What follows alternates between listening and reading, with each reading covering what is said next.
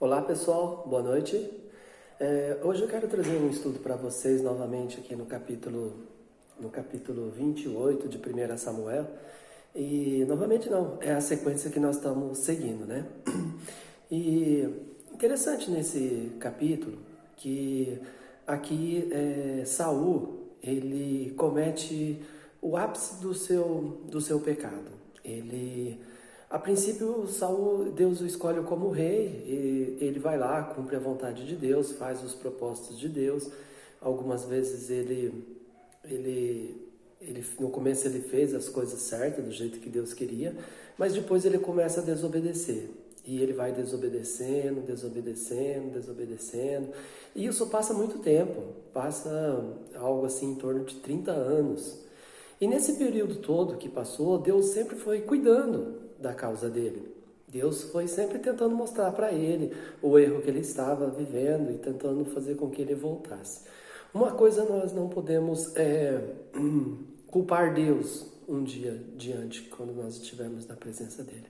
Porque Deus, ele sempre vai achar situações para nos trazer de volta nos trilhos, nos caminhos que ele tem trilhado para nós. Interessante que quando nós vemos para a vida de Saul, nós tentamos imaginar o que levou ele a desviar-se dos caminhos do Senhor. O que levou ele a abandonar os preceitos, a doutrina, abandonar a lei. A lei mandava que nenhuma pessoa consultasse os necromantes, os adivinhos, os feiticeiros, porque eles praticamente seriam o quê? Emissários de Satanás. Porque a Bíblia diz que aquele que morre jamais volta. E nesse dado momento, Davi, Saul, ele vai lá e ele consulta uma necromante aqui no capítulo 28, fazendo o que era de mais mal diante do Senhor em relação a isso. Tanto é que sobe uma pessoa, e essa pessoa se denomina como sendo Samuel, e ele ainda prosta reverência para essa pessoa.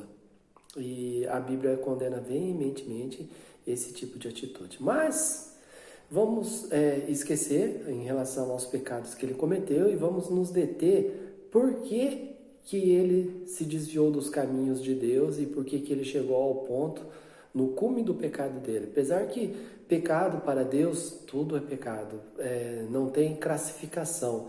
Se você vai lá e rouba alguém num troco de R$ 1, 10 centavos, você está cometendo o mesmo pecado de uma pessoa que rouba um banco. As consequências, sim, são maiores. A Bíblia fala assim que quando você olha para uma mulher e no seu coração você deseja estar com ela, a Bíblia fala que você já adulterou com ela. A consequência de você adulterar com uma mulher casada fisicamente, as consequências disso, se o marido descobrir, a sociedade descobrir, o escândalo, ela é bem maior do que você cometer um adultério pelo seu pensamento. Mas diante de Deus, o pecado é o mesmo. Diante de Deus, pecado é pecado. Mas eu posso dizer aqui que Davi, ele caiu no pecado devido à sua insensatez, devido à sua falta de raciocínio em relação a Deus. Quando Paulo chega para os Gálatas, ele fala assim: ó Gálatas, insensatos, quem vos fascinou? Então nós vemos que o fascínio nas coisas do mundo nada mais é do que o quê? Uma insensatez da nossa parte. Porque eu digo nós, porque somos humanos, todos nós somos pecadores, todos nós estamos sujeitos a cair. Nós olhamos para Eva, Adão, que eles tinham uma comunhão de perto com Deus. Deus chega para ela e fala assim: olha, você não come da árvore do fruto do bem e do mal, porque quando você comer, você vai abrir a sua mente e você vai ser igual a nós. Aí quem que seduziu ela? Satanás. Ela foi fascinada pelas conversas de Satanás. E do mesmo jeito que Satanás fascinou Eva lá no Éden, fascinou Adão lá no Éden, ele continua nos fascinando hoje. Nós somos fascinados por este mundo, enquanto que a Bíblia diz que nós não devemos ajuntar tesouros aqui, nós não devemos nos preocupar com esse mundo, mas sim preocupar com as coisas que são lá do alto. Mas, a semelhança dos Gálatas, Paulo chega para ele e fala assim, olha, vocês conheceram a Cristo como Salvador. Vocês estão esperando o quê? Vocês estão esperando que Cristo morra novamente e ressuscite novamente para vocês? Que derrame o sangue novamente para vocês? Para que vocês possam se redimir do caminho errado que vocês estão vivendo? Ó Gálatas insensatos, quem vos fascinou? Eu vejo assim que dos fascínios que atinge toda a humanidade é o poder. Se você quer conhecer a pessoa, delegue a ele poder. Você vai conhecer aquela pessoa. Delegue a ele responsabilidades, poder, e você vai conhecer o que é o homem. Interessante que também Davi, depois que ele assume o trono, que ele se torna poderoso, ele também deixa parte da sua insensatez dominar o seu coração. No caso de Betsabe, quando ele estava no palácio, ele olha para ela e ele vai lá e toma ela e ele dorme com ela. E depois, para encobrir um filho que estava para nascer, ele chama o marido dela que estava na batalha. O marido dela vem, ele queria que o marido fosse dormir com ela para que legalizasse o filho que estava lá, que era dele. Mas o marido se recusa. E o marido fala assim, não, os meus companheiros estão lá no campo de batalha e eu não vou dormir com a minha mulher, vou ficar aqui, dormindo ao relento. E quando ele toma essa atitude, Davi pega e novamente, numa insensatez, Davi manda matá-lo, manda colocar ele.